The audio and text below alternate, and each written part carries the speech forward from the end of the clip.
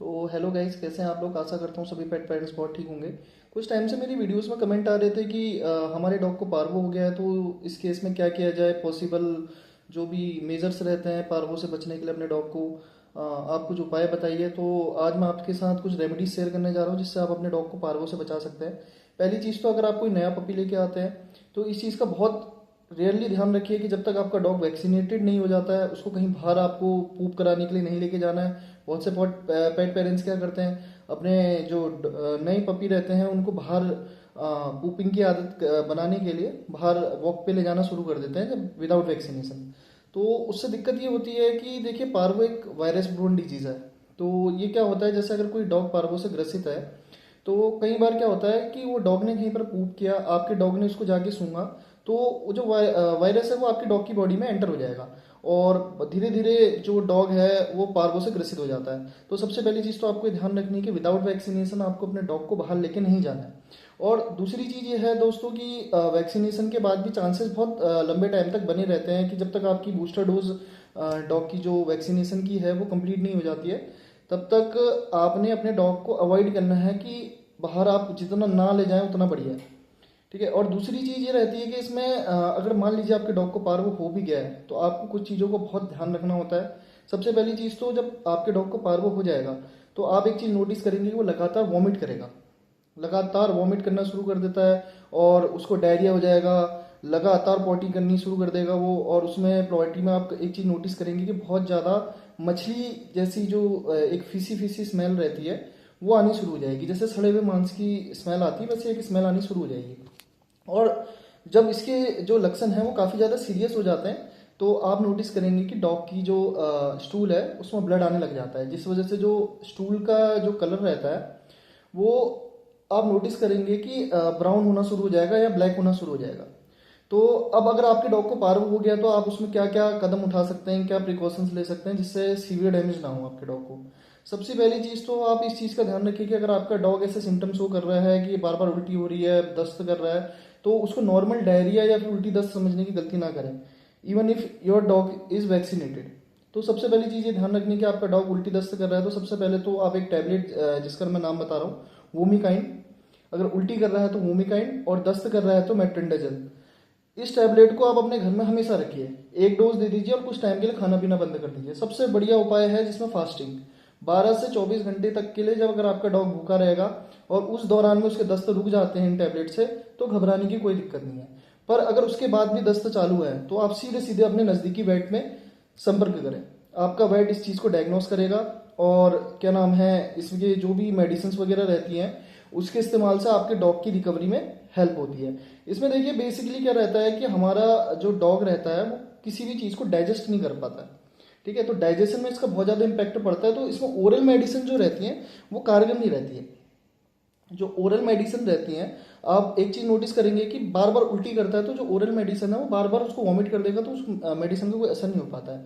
तो इसमें जो भी मेडिसिन वगैरह दी जाती हैं वो इंट्राविन जो मेथड होता है उसके थ्रू दी जाती हैं। और इसमें क्या रहता है, जो आपकी डॉग रहता है उसकी स्मॉल इंटेस्टाइन में बहुत ज़्यादा घाव हो जाते हैं, जिस वजह से क्या होता है ब्लीडिंग स्टार्ट हो जाती है। तो इसमें कुछ प्रकार के एंटीबायोटिक भी चलती हैं जो आपके वेट जो आपका वेटनरी डॉक्टर रहेगा वो अपने अकॉर्डिंग कुछ एंटीबायोटिक चलाएगा।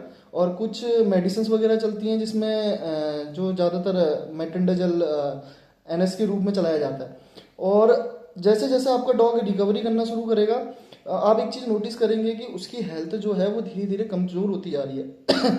इसमें कई बार रीज़न ये भी रहता है कि जो डॉग है उसके बॉडी के जो एसेंशियल फ्लूइड होते हैं वो डायरियल और वॉमिट के थ्रू बाहर आ जाते हैं।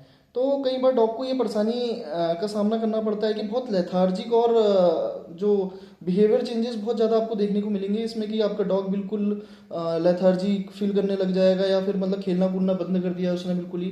तो इसमें ये चीज़ें बहुत ज़्यादा देखने को मिलती है। और कई बार पेट पेरेंट्स ये भी गलती करते हैं कि देखिए अपने डॉग को सोशलाइज कराने की वजह से वो दूसरे डॉग से मीट करवाते हैं, यानी कि मिलना जुलना मेल जोल बढ़ाते हैं उसका। तो कई बार क्या रखता है, अगर कोई डॉग आपका किसी रोग से ग्रसित है तो वो डॉग से दूसरे डॉग में आने के चांसेस बढ़ जाते हैं। इसमें एक रोग और है कैनाइन डिस्टेंपर, जिसका हम अगली वीडियो में बात करेंगे। पर अभी देखिए ये है कि पार्वो जो रहता है अगर आपके डॉग को हो जाता है तो प्लीज़ कृपया करके इसको घर में इलाज करने की कोशिश बिल्कुल ना करें, क्योंकि देखिए आप जितनी लेट करेंगे इसमें उतने ज़्यादा आपके डॉग की हालत ख़राब होती जाएगी। और दूसरा ये है कि अगर आपके डॉग में जैसे जैसे वहाँ से फ़ायदा होता है, अगर आपके वेटनरी डॉक्टर के ट्रीटमेंट से आपको फ़ायदा होना शुरू हो जाएगा, तो इसमें एक टैबलेट बहुत बढ़िया काम करती है जो है डोबी मस्ट। ये टैबलेट आती है जो अक्सर पाइल्स के पेशेंट्स को दी जाती है। डोबी मस्ट का काम ये रहता है कि जो अंदर इंटेस्टाइन में जो घाव हुए रहते हैं उनको हील करने का काम बहुत अच्छी तरह करता है। तो ये टैबलेट आप अपने इस्तेमाल में ला सकते हैं। बाकी अगर आपका डॉग रिकवरी में है तो आप अपने पेट को अपने वेटनरी डॉक्टर की सलाह से आप मल्टीविटामिन और अन्य जो आरसीबी एक्सटेंड करने के लिए या फिर आरसीबी बढ़ाने के लिए जो भी सिरप वगैरह आते हैं उनको दे सकते हैं। और हमेशा ये चीज़ का ध्यान रखिए कि आपने पार्वो के दौरान अपने डॉग को पानी नहीं देना है, क्योंकि जो ये वायरस है ये पानी के संपर्क में आती है आपके डॉग को जो है इंडाइजेशन की समस्या बढ़ाता है। ठीक है, तो आपने ये नोटिस करना है कि आपने अपने डॉग को उस दौरान बर्फ दे सकते हैं, बर्फ चाटने के लिए आप दे सकते हैं। इससे क्या रहेगा, आपका डॉग जो है मिनिमम जो एक वाटर की जो थ्रस्ट रहती है उससे उसको रिलीफ मिलेगा।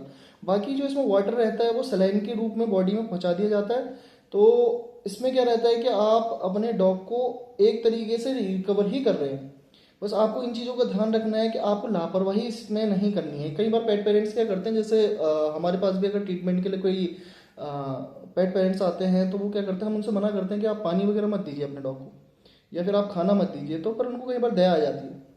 तो वो दया दया के चक्कर में उसे खाना देते हैं, तो वो क्या है वो सिम्टम्स फिर सीवियर होने शुरू हो जाता है, वो उल्टी दस्त और बढ़ जाता है उनके। तो आपने इस चीज़ का ध्यान रखना है कि आप अपने जो भी पेट है अगर उसको पार्वो हो जाता है तो आपने इसको टाइम टू टाइम सलाइन जो चढ़वाना है अपने पेट के पास जाके आपने टाइम टू टाइम मेडिकेशन करनी है, टाइम टू टाइम अपना ध्यान रखना है।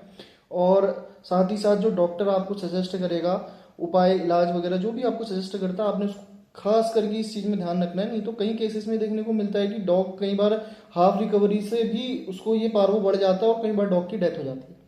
तो आपने इस चीज़ को ध्यान में रखना है। और एक चीज़ हमेशा ध्यान में रखें कि आपकी पेट की हेल्थ आपकी जिम्मेदारी है। अगर आपको लगता है कि आप इस चीज़ को नहीं हैंड ओवर कर पा रहे तो बहुत से आजकल हॉस्पिटल में एडमिट करने की सुविधा भी उपलब्ध है, तो आप नज़दीकी हॉस्पिटल में आप उसे एडमिट कर दीजिए, वहाँ जो डॉक्टर हैं उसका अच्छे से ख्याल रखेंगे। बाकी आज की वीडियो के लिए इतना ही, और आशा करता हूँ कि आप सभी स्वस्थ होंगे और आप आपके पेट्स का बहुत अच्छे से ख्याल रख रहे होंगे। और किसी भी परेशानी के लिए आप मेरे से डायरेक्ट मेरे कमेंट में मेरे से मैसेज वगैरह कर सकते हैं। बाकी जो भी आपकी कोई समस्या रहेगी, अगर मेरे को जैसे ही जितना जल्दी मैं फ्री होकर आपको टाइम दे पाऊंगा मैं पूरी कोशिश करूंगा कि मैं आपके कमेंट का रिप्लाई करूं। बाकी तब तक के लिए हमारे चैनल को सब्सक्राइब कीजिए। धन्यवाद।